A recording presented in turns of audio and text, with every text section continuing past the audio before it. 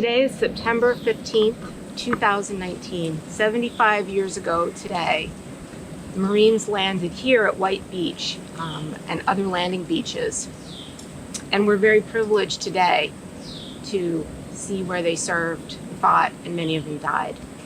And I'd like to today pay special tribute to a few people, a couple people in particular.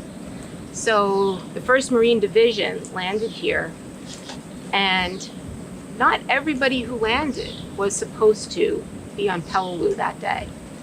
At least 8 men stowed away specifically to come fight on Peleliu, and 2 of them have brought me here today. Their names are Private First Class Haig Serafian from Philadelphia, Pennsylvania, and Private Charles W. Wartell from Chicago, Illinois. They were not supposed to be on Peleliu. They served as anti-aircraft gunners with the 3rd Defense Battalion. After serving on Bougainville, they went back for rest to Guadalcanal. And they were supposed to stay there, but they stowed away on the USS Warren coming here to Peleliu. They gave themselves up once they were sure they were safely away from shore and couldn't be sent back to their units.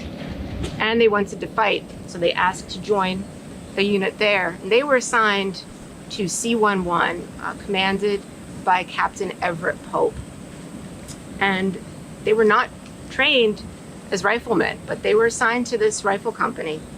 And they landed here at this beach 75 years ago. And they perhaps regretted that decision. They had a very tough fight here. Captain Pope's company went down from about 235 men at the start of the invasion. By September 20th, down to 9 men who were still standing and functional. And Haig and Charles were not among those 9 men. So they did perform, this is in the words of their commander, Everett Pope, they performed their assigned duties in an outstanding manner. Their high spirits, their fearlessness under withering enemy fire, and their professional skill were an inspiration to the men about them. Their platoon leader spoke highly of them and their value to the platoon. In fact, Captain Pope asked that these men not be sent back to their unit, and they joined his unit.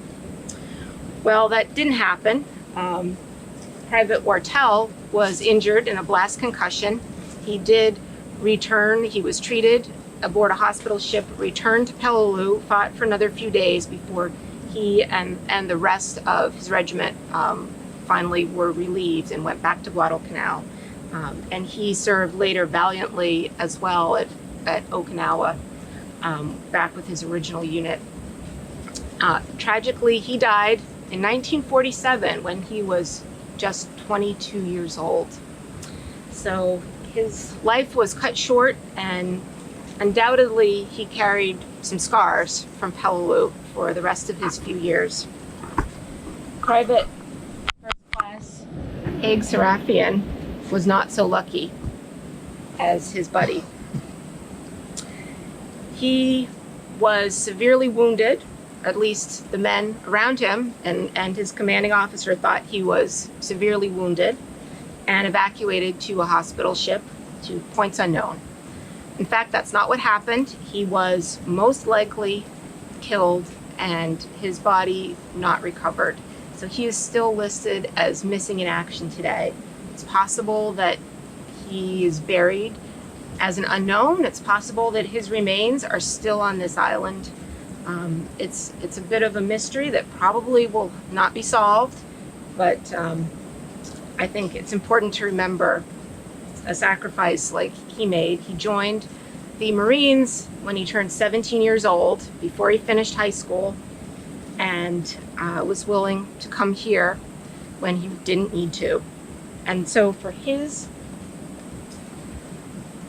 gallantry, he actually was awarded the Silver Star. And if you don't mind, I'd like to read you the citation that his commanding officer Everett Pope, Captain Pope, who later himself for that same action was awarded the Medal of Honor.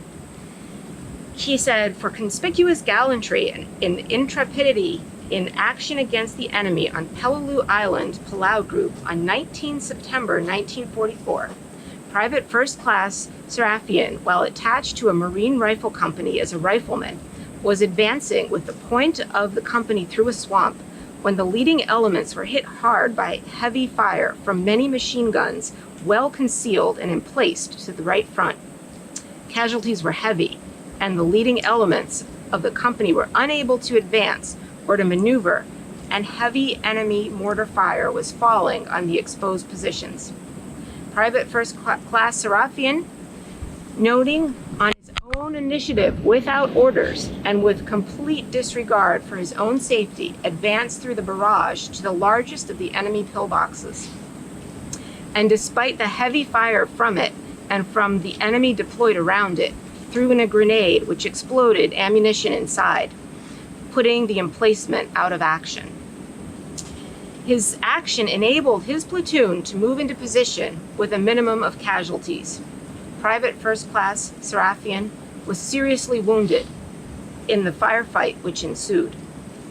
His unselfish devotion to duty and his courageous actions in the face of devastating enemy machine gun fire, rifle and mortar fire, were an inspiration to all who witnessed them, and were in keeping with the highest traditions of the United States Naval Services, and that was signed off on by Lieutenant General Smith of the Marine Corps. The Marine Corps unfortunately lost track of this young man. Just as he had slipped away from his unit, somehow he was lost track of in the records. His commanding officer and other men he served with thought he had been evacuated. In fact, that probably was not the case. It was his own mother, who had not heard from him in more than 6 months, who began inquiring as to his whereabouts. And because of her looking out for her son, the Marine Corps realized that he was missing. And she did not find out then until a full year later, September of 1945, that he had been killed here on Peleliu.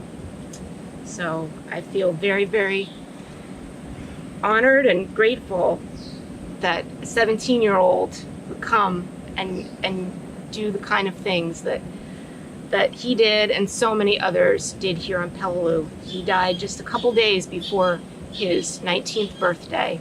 So he really made the ultimate sacrifice, and I think it's really wonderful to be here amongst all of us today to remember what he and so many other young Americans were willing to sacrifice. Thank you very much.